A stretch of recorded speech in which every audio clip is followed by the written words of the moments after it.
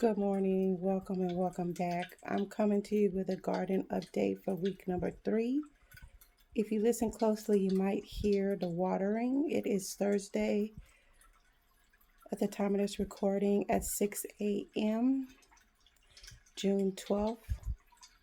So Kelby's lights just came on at 6 a.m., 50%. 7 a.m. it'll be 100%, and then till 9 p.m. We'll go back down to 50%, then 10, it will turn off. But anyway, I have a lot of updates, so this may be a long video. Go ahead and save it to your watch later list. There will be chapters down in the description where you can pick up where you left off, because we have had a lot going on in week number 3. After the planting, we lost 1. After the trimming, we lost 2. We also did a tank refill, root check. So yeah, lots to update. So like I said, there's a lot that happened since the last video. This is cilantro week number 3. As you can see, I ended up with dental floss on her. I tried the trellis, I tried the plant belt, but that just seemed to kind of like smash her. So anyway, I ended up just, because she was just going all over the place. After the trim, she really took off.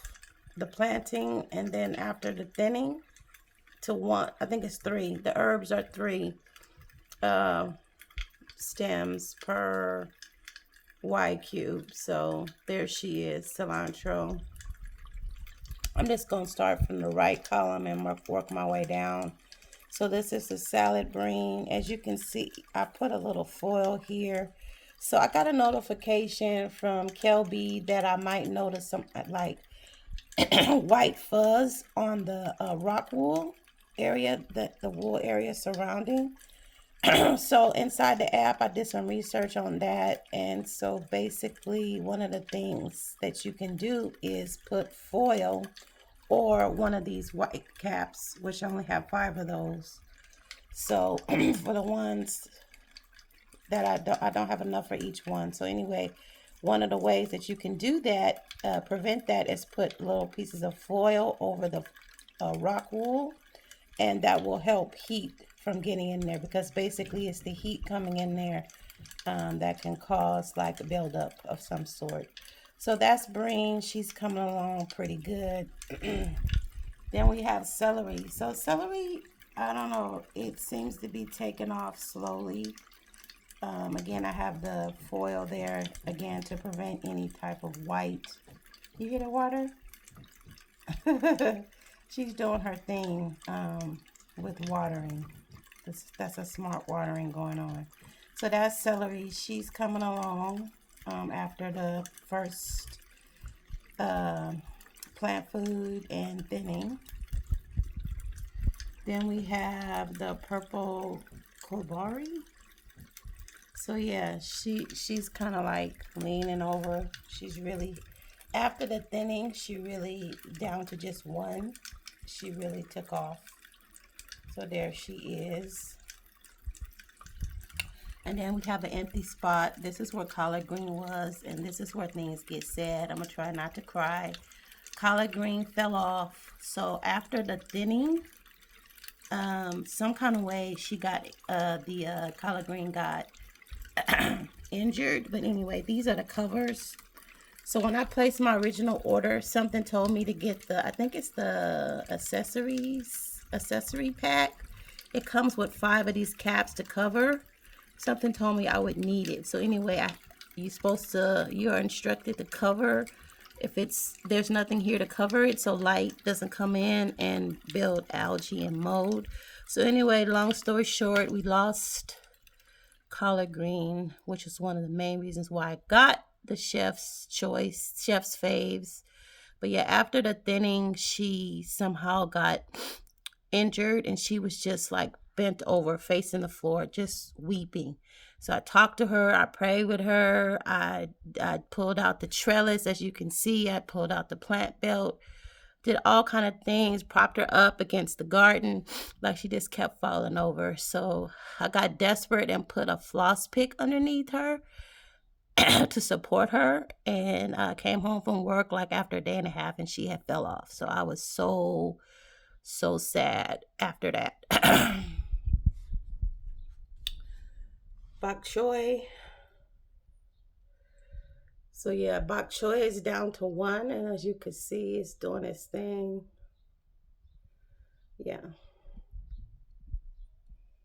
Green tatsoi. So again, doing its thing.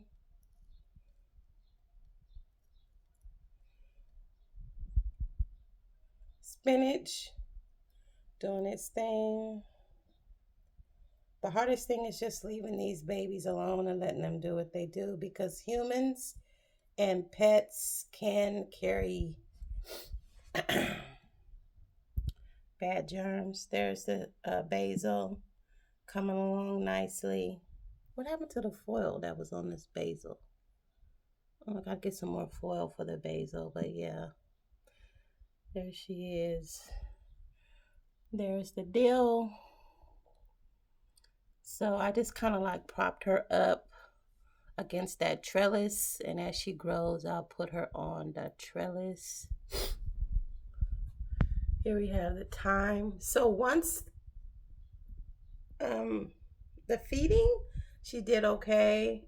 The first plant feeding, and then the thinning, was she down to 3, she really started to take off. So she's kind of going taller. And here is where the sunflower was, right here. So sad. So sunflower was a thinning era. And again, I have a cap on her so that the light doesn't get inside of there into the column and create mold and algae. But yeah, sunflower, it was my era. I thinned too much. I used scissors. So tip, don't use scissors. Use your hands. And I was trying to like dig inside and get I wasn't sure if I was supposed to leave the root in there. So anyway, trying to get out the one, I nipped the one I wanted to keep. So no more sunflower. There is the kale lasanito. So she's coming along. And there's the sister sunflower. She is definitely coming along. Lots of roots underneath there. When I did the root check, like it was so many roots. Um Onion, there's an onion coming along. Here is where the other kale was, right here again. After the planting, she just kind of like, I don't know, she started leaning to the left, and then she started like shriveling up, and then she turned brown, and so yeah, the kale didn't make it. Cauliflower, that one's coming along. Again, what I noticed most after the thinning is they all started to kind of like sprout up. So yeah, cauliflower. There that one is. Cauliflower, cauliflower, cauliflower. All right. Green salnova. And this is a lettuce. I can't wait to use that in my green smoothies, in my green juice. Yes. This one's coming along really nice. I got a message from Kelby about when you see the different coloring going on, that means that there's good antioxidants inside of the leaves. So red tatsoi, how you say it? Tatsoi, Tatsoi. And see, I put a trellis up there for the sunflower. Yeah, there's that one. And then we have the lemon balm. I was a little bit concerned about the lemon balm because it doesn't seem to be doing its thing. But yeah, I put foil on there, and there that is. That's my grandson's green bean. He was so nice. He brought his green bean from school home to his G mom. So that's Alex green bean. I also brought some green beans. So we're going to plant that together over the summer. Hello. He's saying hi to you all. Here's an onion. I can't wait to use this onion and cilantro. I'm sorry. Cilantro and onion in pico de gallo and salsa, but yeah, the onions come along really good. Swiss chard. Can see that it's slowly coming along. I'm not really sure. It seems to be going really slow to me, but there it is. Spinach. So there we have the spinach. Left, right, center. We've got the foil on there. It's coming along in 3 weeks. And again, I have the trellis there. We got another cauliflower here. So there that one is. Center, left, right. So also when I did the root check, the roots, it's just such a life lesson. Like, you think nothing's happening. You think nothing's going on, but these things have some serious roots going on. So this is the Tokyo Bekana, Bekana. Definitely coming along. I ordered some more trellises and some more of the coverings, these things, so that all of them can have it. And that's the red sorrel. Again, it's coming along, it's doing its thing.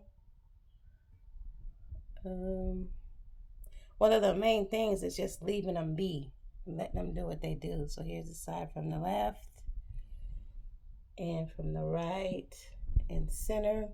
And this is purple cobrari. Purple cobrari. Sometimes you just have to let things alone and let them do what they do and let nature take its course. Green bok choy. So there's the center, side, and the side. So I wasn't sure. You see those little spots on the left side there? I got a little scared. I was like, is this Aphid? So I looked in the Kelby app, and they have a pest section where you can look and see like what the pest looks like and what to look out for. So anyway, just to be out of abundance of caution, I got some neem oil. Hold on. This is the neem oil I got. I just picked up at my local store. And I sprayed all 30 plants with the neem oil because after all this trauma, I did not want to have to go through no more trauma with these plants. So out of abundance of conscience, I sprayed them all with neem oil, which is supposed to be a healthy alternative to pesticides, just to be proactive. Okay, here's the sweet Thai basil. It's coming along, so that's the center from the left. And go from the right. It's doing its thing. And last but not least, we have the bull's blood, which is a beet. And it's interesting to see because the roots match the leaf and stem color. So there's a bull blood. It's doing what it's due. Okay, so I had also mentioned that I did a refresh of the tank. That's done monthly. So I put in I refreshed the water, which is down in here. So it's I thought I was a little intimidated, but you pull up the tank and it has 7 steps basically that you do, but there's the water down in there. I put a half a teaspoon of plant food in each gallon of water into warm water, shook it up, make sure it was dissolved. So, and then once I did that, I put 2 teaspoons based on the instructions of Hydro Boost. So this is supposed to help keep away mold, algae, and help with keep the roots healthy. So yeah, this is the week 3 update. If you have any questions or comments or tips for me about what's going on, let me know. Until next time, keep watching the video on the screen.